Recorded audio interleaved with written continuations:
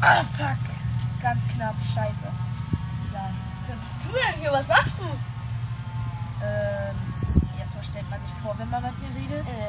Hallo? Miss Perfect kennt wohl jeder.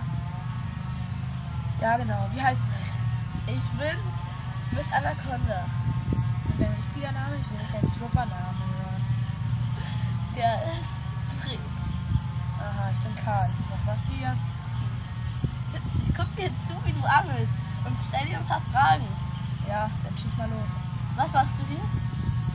Wie gesagt, angeln. Und was angelst du? Blitz. Blitz, was ist das? Das ist ein Fisch. Aha. Nee, das ist ein Käfer. Achso, ich dachte, das ist eine Ameise. Okay, hast du ein paar Fische gefangen? Klar, guck doch mal in den Eimer. Boah, ey, das sind ja viele. Pass auf. Und her. Ja? Ja, ich weiß, das ist voll viel. Ja, eine Frage noch, was machst du denn? Ist das Privatgrundstück? Ja, kann man aber hier haben. Nee, danke. Ja. Das ist Privatgrundstück. Ja, und? Ja. Hast du die Schilder nicht gesehen? Privatgrundstück und Ja, dieses getönte Haus?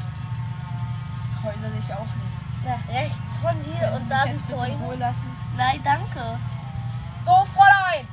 Alter! Gibt's da nicht! Gib meine geklauten Fische wieder her! Ey, danke. Bast. Naja, egal. Der wird schon irgendwas merken. Willst du mich verarschen, Mann? Ah. Das ist ja keine Brille. Entschuldigt! Nein! Zeig mal her. Ey. Jetzt ist einer drin. Ja, voll ist auch hier. Voll welche Dann- drinne. Naja. Ja, was soll das? Gib mal jetzt! Willst du einen Begleiterzettel Gib oder mal was? jetzt! Scheiße! Geh! Hä?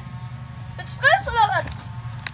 Wow, scheiße! Aha. Ja, Konterangriff!